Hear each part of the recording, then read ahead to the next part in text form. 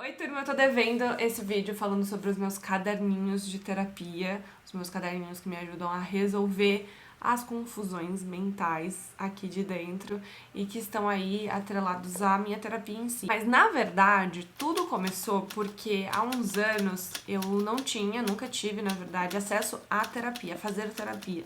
Porque envolve dinheiro, gastos, enfim, uma vida, né? E aí eu comecei um processo de desabafar em diários. Sabe, às vezes eu não queria conversar com alguém, eu queria só desabafar. Então eu comecei até naquelas notas do celular, sabe? Desabafando ali, acho que todo mundo já fez isso. E depois eu fui pro plano do físico. Então eu já tive alguns cadernos, caderno até de escola, sabe o caderno escolar? Grandão, com aspiral? Caderno. Então já começo dizendo que não tem regra pro seu caderninho, pode ser qualquer coisa que estiver ao seu alcance.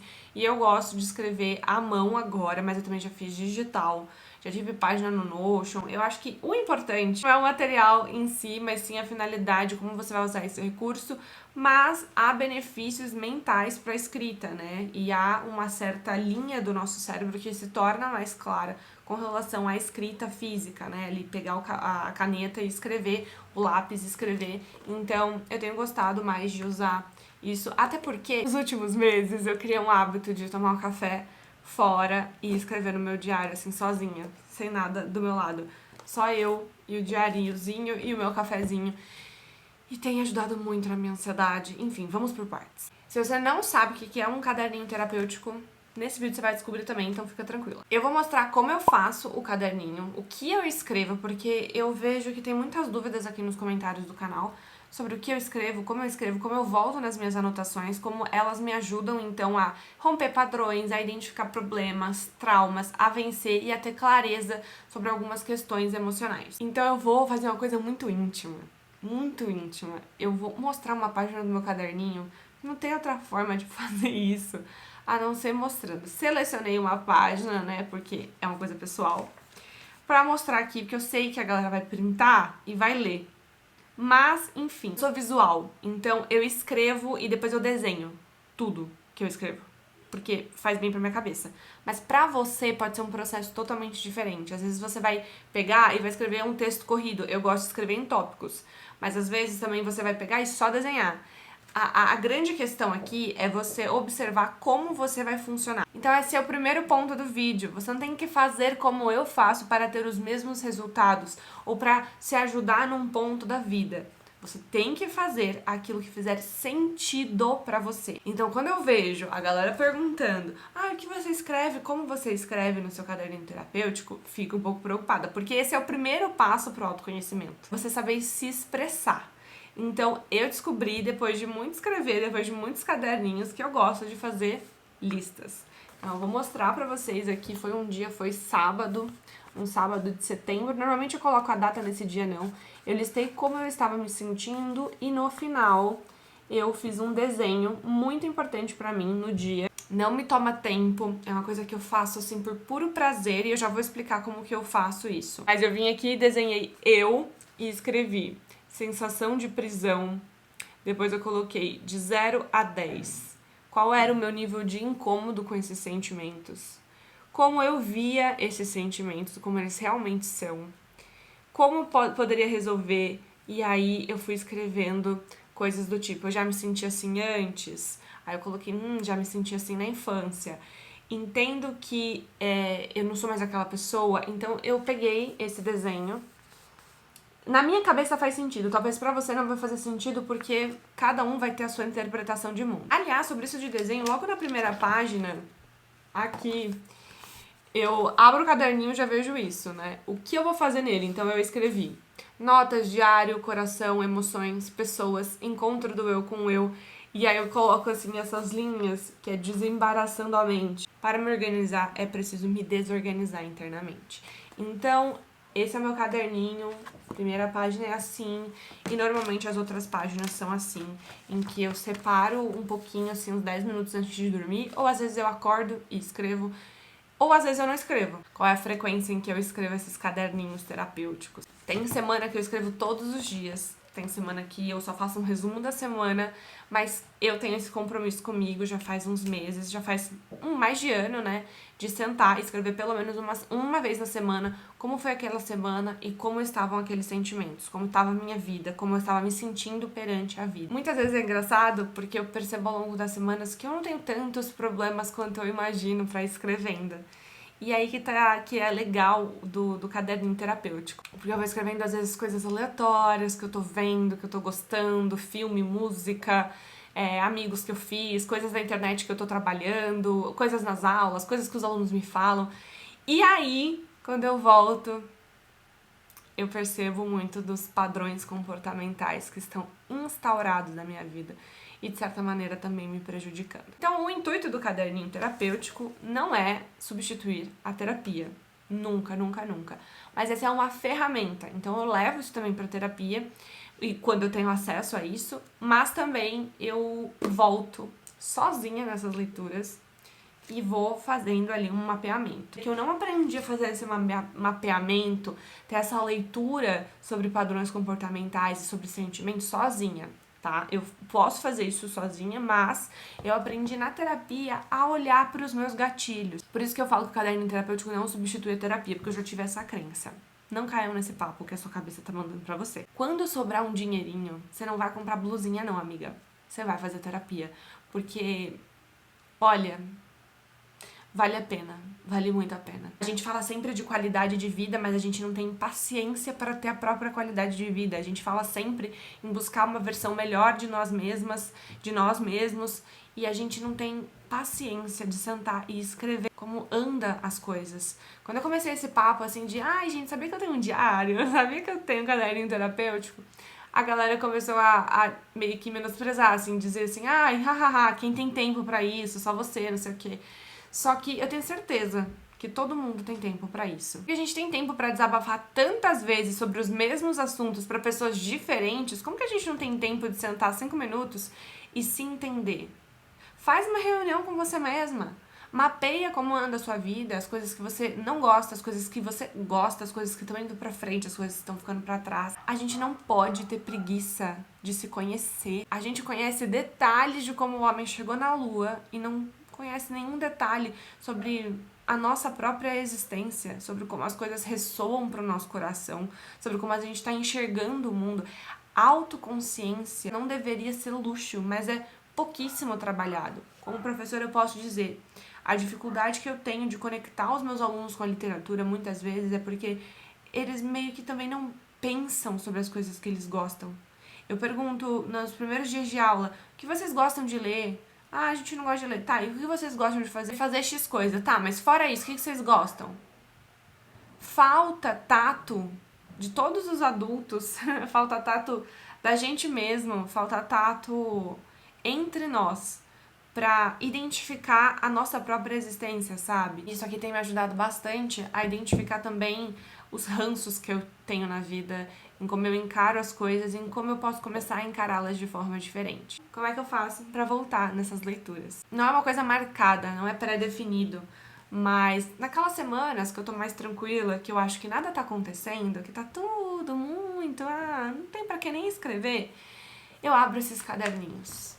E pra minha surpresa, eu sempre pego um marcador pra marcar os possíveis gatilhos. Eu marco as coisas negativas, não que eu enxergue a vida só de uma forma negativa, mas é porque identificando as coisas negativas, passando a caneta nos meus sentimentos, ali dispostos, eu consigo depois pensar, você tá vendo como isso não é parte do plano do real? Porque a minha ansiedade faz eu imaginar coisas que nem aconteceram. Mas eu sofro assim, como se as coisas estivessem acontecendo, por coisas que fogem da lógica, que não faz o menor sentido. Quem é ansioso vai entender.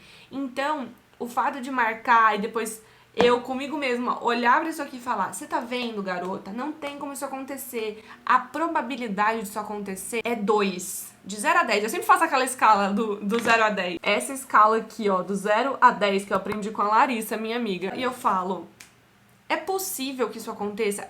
Essa dor, vamos supor que aconteceu alguma coisa. Eu penso, essa dor aconteceu de verdade? Aconteceu. Tá, então de 0 a 10, que nota eu dou pra ela? Eu acho que isso aqui é um 5.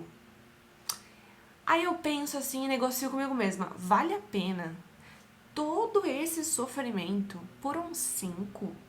Às vezes, gente, eu dou 2 pras coisas, aí eu penso, garota, não vale a pena sofrer por um 2, pelo amor de Deus, tem uma vida inteira aí pra ser vivida. E poucas coisas já aconteceu assim de eu dar 9 pra alguma coisa. Aí realmente é um processo que a gente também tem que aprender a viver. O luto, a dor, o sofrimento, faz parte da vida, a tristeza.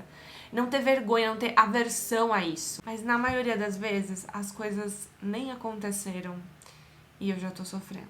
E aí, sobre o caderninho, já tenho as minhas manias, né? Eu agora opto por cadernos assim, ó, em branco. Não tem pauta. Esse aqui é pontilhado. Já acabou. Ó, ele é pontilhado. Os outros ali são pautados, mas esse tem sido o meu favorito. Porque a linha, quando eu escrevo assim, ó, conforme eu vou escrevendo, vai ficando tudo torto. E antes eu tinha aversão a isso, meu perfeccionismo não deixava. E agora eu acho confortável demais que uma coisa na minha vida não precise ter regras. Meio piegas, né? Até pra poder desenhar, que é uma coisa que eu gosto de desenhar e visualizar as coisas, né? Ter tudo gráficos. Mas enfim, você pode usar qualquer caderninho. Eu preencho esses caderninhos, normalmente eu não jogo fora. Eu ainda fico com eles por um tempo. Caderninhos de mais de ano, né? 2 anos. Eu acabo colocando as coisas num PowerPoint. Cara, eu tô me abrindo muito nesse vídeo, vocês vão achar que eu sou maluca. Mas as pessoas mais doidinhas são as melhores, né? Eu tenho no Canva, sabe o Canva, o aplicativo Canva de fazer slides? Então, eu tenho um slide só da minha vida. E aí eu coloco lá tudo que me aconteceu desde a infância e tal. Aliás, dava pra fazer um livro um dia, hein, com isso. Mas acho muito piegas fazer uma autobiografia. Eu vou lá, então pego os principais registros daqueles anos, as principais coisas, vou anotando os aprendizados que eu tive também. E, inclusive, são os mesmos slides que eu uso na terapia. Agora você imagina ser meu psicólogo. Você entra na chamada, tá eu com um slide de fundo. Então, aqui, gráficos. Pessoas por cores separadas.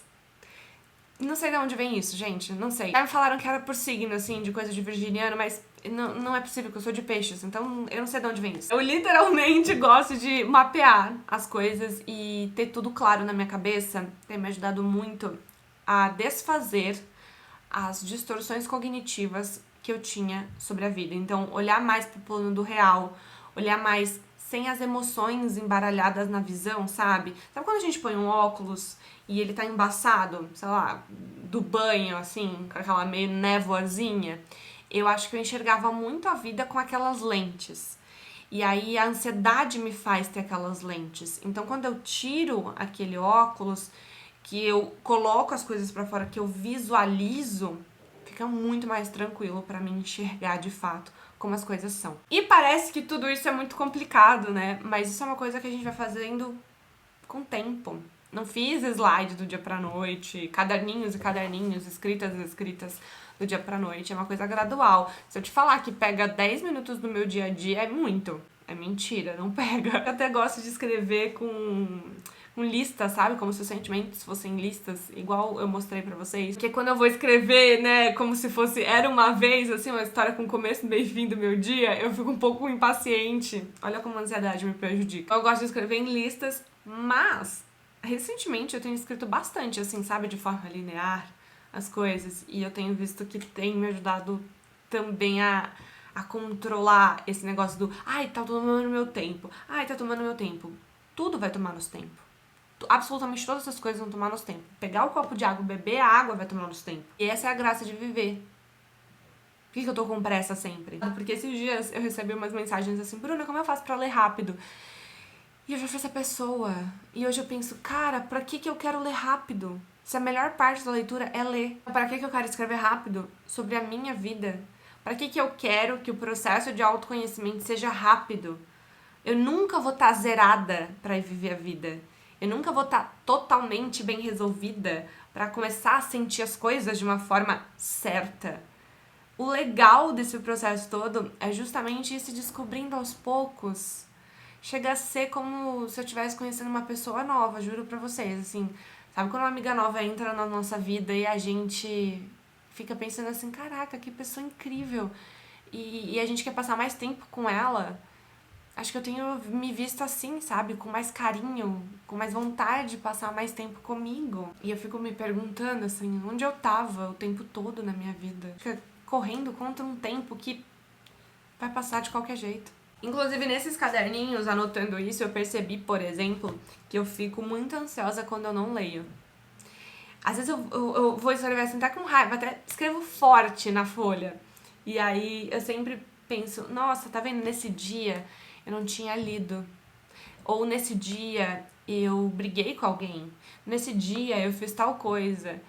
E aí eu vou me conhecendo dessa maneira pra identificar gatilhos. Então, eu sei que quando eu tô ansiosa, é bom. Ei, dá uma paradinha aqui, ó. Vem aqui. Vamos ler um livrinho? Eu leio, saio da leitura e vou entendendo, vou fazendo o meu cérebro entender que tá tudo bem, que eu tô ali, que eu tô feliz, que as coisas não são tão grandiosas assim, eu tô desmistificando as minhas próprias ideias. É um processo bem dolorido, gente, não é fácil, assim, bonito, que igual eu tô falando. É de muito choro, é de muita angústia, entra uma parte que a gente fica muito triste pelo que passou e eu olho e eu falo por que eu me permiti viver certas coisas, mas é sempre tempo. Eu não fiz roteiro pra esse vídeo, mas tá colado aqui nos meus milhares de post-its esta frase aqui do Nelson Rodrigues. Eu acho que ela é perfeita pra esse vídeo. Aprendi a ser o máximo possível de mim mesmo. Eu acho que é exatamente isso. Espero que essas dicas tenham ajudado. Comenta aqui se você tiver alguma dúvida, mas, por favor, comece a escrever. Comece a separar um tempo pra você, pra sua vida. Não num tom negativo, egoísta da coisa, porque hoje em dia o autocuidado tá muito atrelado a um egoísmo, né? Pensar em si tá atrelado a ser egoísta com os outros. Não é sobre os outros. Não é.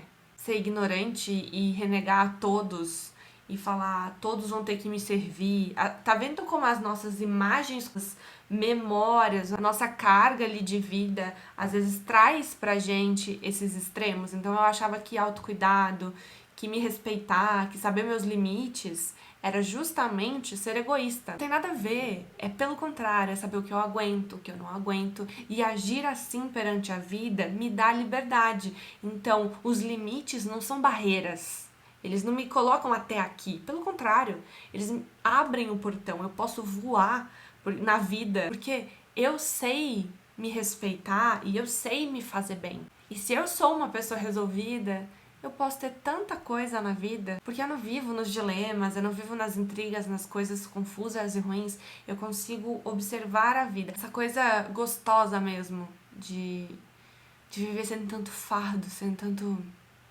peso. E agora, pra você começar, se você tem alguma dificuldade, eu tive muita dificuldade de escrever, a Vanessa, minha amiga psicóloga linda, gente, ela parece uma pintura, que mulher linda. Ela fez um desafio, tanto no TikTok e tanto no Instagram, sobre perguntas. Então são 30 dias de desafio pro caderninho terapêutico. Ela fala sobre o caderninho terapêutico também.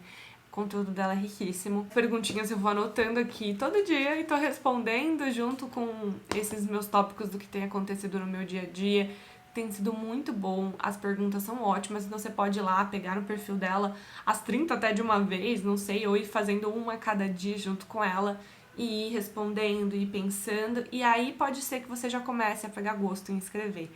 Então, comece pelo pequeno. Então é isso, qualquer dúvida comenta ou fala também como você faz no seu caderninho. Eu adoro saber, a gente tem que trocar mais figurinhas sobre esses temas de autocuidado, terapia, psicologia, ciência, literatura. Bastante literatura, por favor. É isso, turma. Beijinhos e até mais.